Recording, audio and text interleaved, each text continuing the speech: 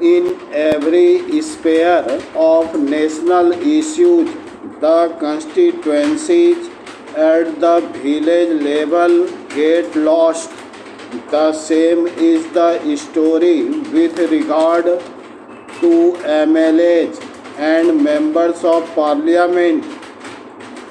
They make laudable contribution in the national life, but the overwhelming character of the spheres or areas in which they operate does not allow sufficient justice to the local system, and the electoral process does not do full justice through the central and state level process to the local level problems.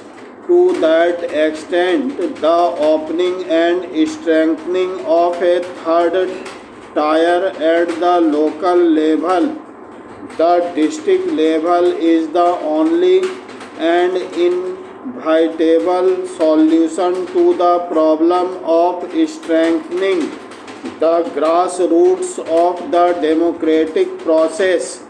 But the democratic process will not work through the political process only. It requires a solid economic component, and the very fact that we are now emphasizing the district level planning is a step forward in the right direction. We have seen 7 plan periods of development since 1951. We are at the end of the 7th plan, and the 8th 5-year plan is beginning to take shape.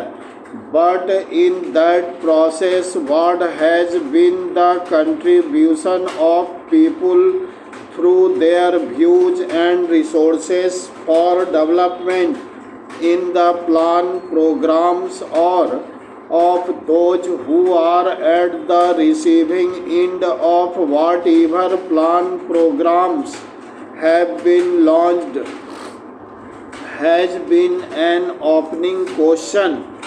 It is not surprising that the delivery cost of the development programs has been getting out of hand. Almost 80% of the project cost is delivery cost only, and just 15 to 20% gets left for the benefit of the receiving end. Also, the priorities when we look from the national or state level tend to differ radically from the perception of the people at the district level. They do not involve the problems which concern the district level and the village level.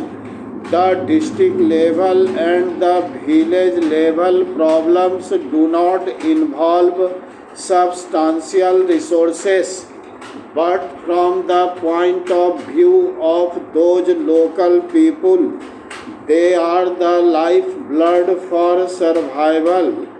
Whether it is the location of a small school building, or the construction of a canal, or the public distribution system network location, they are all local development concerns.